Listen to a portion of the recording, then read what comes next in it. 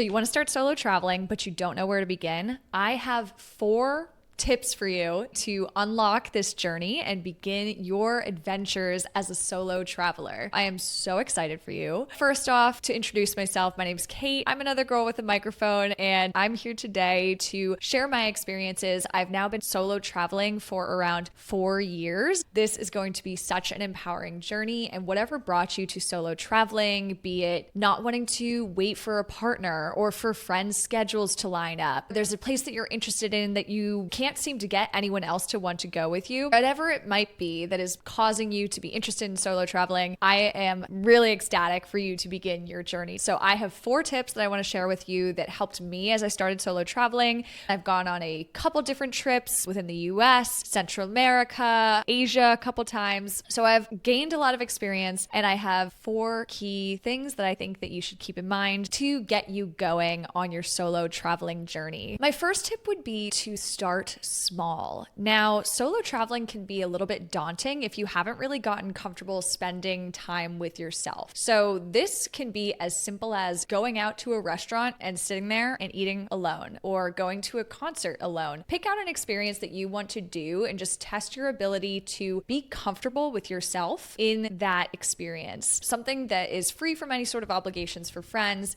and just start there. It's super small, but it's an important step in getting to know yourself and getting to know how you feel and get comfortable with being in solitude, with being with yourself. Once you've done that in a more local environment, I think the next step would be to choose a smaller, more local destination, somewhere that isn't going to be completely outside of your comfort zone. If you want to go all in, go big or go home, by all means. But for me personally, what was really helpful was my first 2 solo trips were both within the United States. Being from the US, this really helped because I didn't have to go into an entirely different cultural context, but I did get to experience and explore some areas that I had never been to before. So starting with these smaller trips, you can really just get a feel for what is it going to be like spending just a couple days with myself, be it a 2-hour flight away, a road trip somewhere nearby. Just explore your own boundaries, explore what building an itinerary would look like without any sort of outside influences. Once you've gotten comfortable with that, the second thing that I would recommend that you do is to plan where you would like to go. Think about your interests, think about where in the world is enticing to you, and then begin from there to learn a little bit more about the culture, learn a bit about the different types of activities that you can do while you're there. Plan, but don't overplan. Something that I think is valuable is to generally have a sense of what you want to do when you get there, but be open to opportunities that might come your way and those random chance experiences that are going to fall into your lap that you can't even conceptualize right now. But being able to say yes because you haven't overplanned your itinerary, that is something that I find super important, especially with solo travel. So for example, I last year went on a 2-week trip to Vietnam entirely solo, and it was an amazing experience. I highly recommend Vietnam to any sort of traveler, anyone. But I was there for 2 weeks, and I had loosely planned a handful of different activities that I wanted to do, but I only planned where I was going to stay for the first 3 nights. Beyond that, I left it entirely up to where the wind blew and where the paths would take me once I got there. So this left me open to being able to say yes to a couple different friends that I actually made when I was out exploring one area in the mountains of northern Vietnam. Met some really nice people, an American, Australian, Irish guy. We all got along, and then we all moved to the next place together. And these are the type of things that really only happen when you're solo traveling. You will be pushed outside your comfort zone. You might meet some random people, and you want to be able to take those chance opportunities to make connections and be a little bit more flexible and adaptable with the way that you are thinking about your trip. If that is not your speed at all, by all means, plan everything out, have that itinerary. If you're just a little more into having that sense of control, I completely get that as well.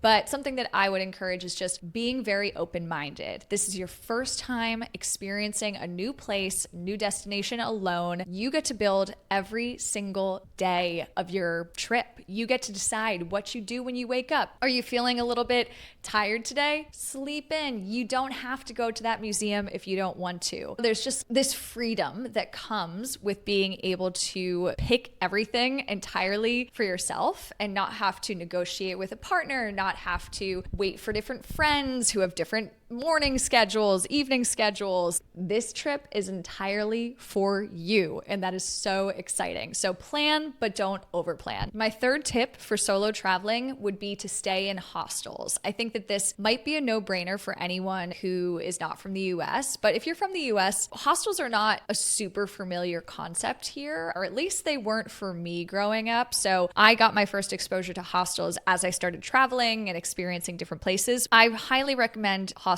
for solo travelers for a couple reasons. One, they tend to be on the cheaper end. You can definitely find more budget options. And if you're traveling solo, it might be nice to keep it within a budget. Two, they are very social spaces. They often have activities that encourage you to mingle with the other people who are staying there, mingle with different groups. They often have really cool public spaces. So maybe there's like a coffee shop, maybe there's a garden, maybe there's a pool. There are often social spaces and public spaces where you can actually just naturally meet some fellow travelers. You already have something in common. You're both traveling, you might be solo, and you're interested at least in those basic things. So you already have something in common with these people. So it's really nice to get outside your comfort zone and make some new friendships at hostels. So those are some of the reasons that I select hostels. They're budget friendly, they have cool spaces, and they encourage social interaction. So this would be probably the first thing that I would recommend when you're beginning your solo traveling journey.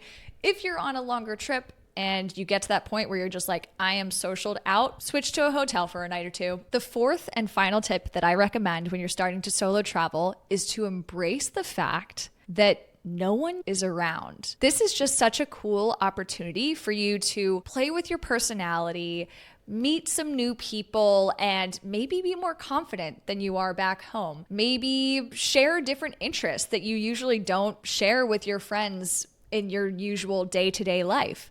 This is an opportunity for you to grow in yourself a little bit, push yourself, push your boundaries, get a little uncomfortable to develop yourself personally. I think just being open-minded and being ready to say yes to the different opportunities that come your way will make it for really exciting experiences and stories you tell once you get back home. As Natasha Bedingfield would say, release your inhibitions and feel the rain on your skin, because no one is around to see you, to perceive you, or at least no one that you really care about. So have fun with it. Enjoy being alone, enjoy being in this new space, this new environment where you can play with your personality, push yourself, grow, develop, meet some cool people, and really just say yes to every experience that life has to offer. These are some of the things that I love a lot about solo traveling. If you have any questions about solo traveling or traveling in general, I would be more than happy to dive more into it.